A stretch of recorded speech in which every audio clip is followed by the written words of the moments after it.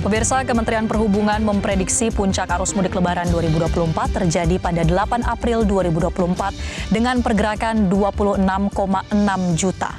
Untuk puncak arus balik sendiri diperkirakan terjadi pada 14 April 2024 dengan jumlah pergerakan masyarakat mencapai lebih dari 40 juta.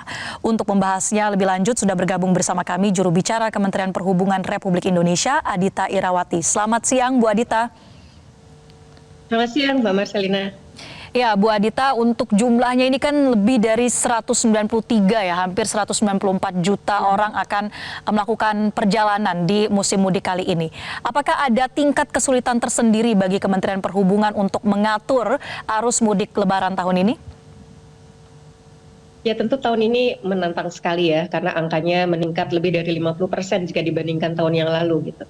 Tapi tentu ini harus kita sambut dengan positif ya, artinya memang masyarakat mulai bergerak dan semua antusias gitu menyambut mudik.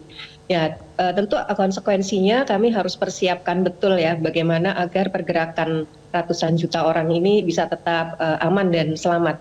Yang pertama tentu kami lakukan koordinasi Mbak ya untuk mengantisipasi hal ini karena kalau kita lihat tadi sudah disebutkan juga mayoritas masih tetap akan menggunakan angkutan jalan dan angkutan jalan ini memang selama ini pengalaman kami paling menantang juga. Oleh karenanya koordinasi dengan Kementerian PUPR dan juga dengan kepolisian serta Pemda itu sangat penting. Hari ini juga sudah diadakan rakor bersama Pemda Jabar dan nantinya Pemda Jateng untuk memastikan kita semua siap dan sudah satu visi gitu ya, satu persepsi juga mengenai skema-skema yang nanti akan dilakukan termasuk skema rekayasa lalu lintas. Jadi yang kedua adalah kita langsung turun ke lapangan Mbak, melakukan simulasi-simulasi, perhitungan-perhitungan juga dengan asumsi kepadatan ini bagaimana agar tetap bisa diurai dan bagaimana pola-pola pengaturan lalu lintas itu nantinya diterapkan tanpa menimbulkan dampak-dampak yang justru nanti kontraproduktif dan itu juga sudah dibahas bersama pihak Korlantas Polri. Lalu yang selanjutnya tentu terus memberikan informasi yang terkini ya kepada masyarakat karena nanti ketika di jalan tol akan banyak dilakukan rekayasa lalu lintas dan itu butuh sosialisasi serta pemberitahuan lebih cepat agar masyarakat juga nanti bisa mengantisipasi supaya tidak terjebak nantinya di dalam kemacetan atau ketika terjadi rekayasa seperti one way, kontraflow atau malah mungkin ganjil genap. Jadi hal-hal semacam itu Mbak yang kita persiapkan. Termasuk tentunya mengingatkan soal cuaca juga ya, karena ini cuacanya memang ekstrim dan butuh persiapan khususnya untuk transportasi darat dan laut serta udara. Karena ini akan terdampak sekali ya dengan adanya cuaca, sehingga memang perlu segera dilakukan persiapan untuk itu. Iya, salah satu masalah bisa dikatakan masalah klasik ya Bu Adita yang terjadi untuk moda transportasi darat ini adalah di titik seperti rest area, gardu tol atau titik-titik bottleneck yang menyempit. Bagaimana rencana pengaturan untuk di titik-titik krusial tersebut untuk menghindari terjadinya kemacetan yang panjang Bu Adita? Ya, tentu kami melakukan sekali lagi kerjasama dengan pengelola jalan tol, Kementerian PUPR dan pihak Korlantas. Jadi kami sudah identifikasi memang titik-titik krusial tol ini yang tentu ada di Trans Jawa, itu utamanya adalah di ruas Cipali dan nantinya menuju ke Jawa Tengah, serta persimpangan dengan tol Cisumdawu yang dari Bandung ya.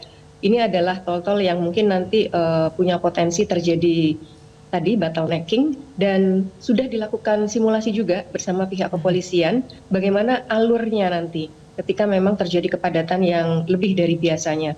Lalu juga yang krusial lagi adalah tol menuju Merak Mbak, karena kita juga melihat kecenderungan masyarakat mulai banyak nih menggunakan tol Trans Sumatera untuk melakukan mudik dan tentu ini dari Jawa akan menuju ke Sumatera menggunakan penyeberangan lewat Merak. Nah ini juga menjadi salah satu fokus perhatian kami agar nantinya tetap bisa masuk tanpa ada antrian berkepanjangan seperti sebelum-sebelumnya.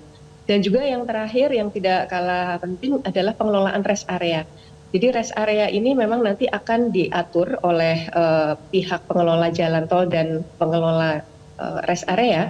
Ada alur-alur yang nanti akan direkayasa, termasuk juga salah satunya nanti akan dilakukan penerapan maksimal 30 menit Mbak untuk di rest area. Dan tentu juga mengurangi kepadatan tadi yang juga sudah disebutkan.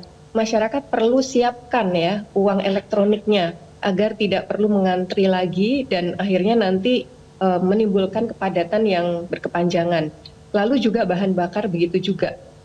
Upayakan rest area itu kalau memang bisa tidak harus dimasuki, itu lebih baik gitu ya, karena memang akan sangat padat.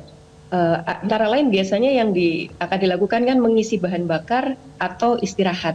Nah, kalau memang nanti bahan bakar sudah terisi penuh, ya mudah-mudahan tidak perlu gitu ya mampir ke rest area, dan makan minum bisa dilakukan di jalan sehingga terhindar dari kepadatan itu. Mungkin begitu Mbak, kita sedang upayakan. Baik, Bu Adita menyinggung terkait dengan kondisi cuaca juga ya. Sudah ada peringatan dini dari BMKG mengantisipasi cuaca ekstrim. Nah, bagaimana dari sisi kesiapan transportasi, sarana prasarananya dalam mengantisipasi juga adanya potensi cuaca ekstrim? Ya, cuaca ekstrim ini yang memang paling akan terdampak tentu nantinya di transportasi laut dan udara ya. Ini dua moda yang pasti akan sangat tergantung pada kondisi cuaca. Di samping tentunya nanti kendaraan darat ya, tapi yang paling akan terdampak ini biasanya laut dan udara. Tentu kita koordinasi dengan BMKG Mbak, dan sejak awal kita memastikan semua armada yang digunakan itu layak operasi bahkan dalam situasi cuaca ekstrim seperti itu. Kalau nantinya memang cuaca tidak memungkinkan untuk diterbangi atau kemudian ada pelayaran, kita akan tegas Mbak untuk meminta operator melakukan penundaan. Ya, ini untuk keselamatan, dan kami juga sudah mengumpulkan semua operator untuk menyampaikan hal tersebut. Lalu juga yang kedua, kalau untuk kendaraan pribadi atau kendaraan darat yang melalui jalan tol misalnya atau jalan arteri, ini juga sudah diidentifikasi titik-titik potensi banjir. Dan saat ini juga bersama dengan Kementerian PUPR, Kepolisian, dan pengelola jalan tol, kita minta mempersiapkan pompa yang nanti bisa langsung digunakan untuk mengurangi genangan. Di samping juga jalur alternatif sudah disiapkan juga oleh pihak kepolisian. Jika nantinya ada genangan atau banjir, maka akan dialirkan atau dialihkan ke jalur-jalur alternatif. Jadi ini intinya mohon masyarakat nanti mematuhi semua aturan dan arahan ya dari petugas, karena tentu ini dilakukan untuk tadi supaya kita terhindar dari dampak adanya cuaca ekstrim yang nantinya seperti banjir, atau kalau di udara dan di laut tentu ada kemungkinan penundaan perjalanan, dan itu mohon sekali masyarakat bisa memaklumi ya. Baik, kita harapkan sesuai dengan tema mudik tahun ini ya Bu, bisa mudik ceria, penuh makna, berjalan dengan aman, tetap disiplin semua pihak. Terima kasih banyak juru bicara Kementerian Perhubungan Republik Indonesia, Adita Irawati, telah bergabung bersama kami. Jelajahi cara baru mendapatkan informasi. Download Metro TV Extend sekarang.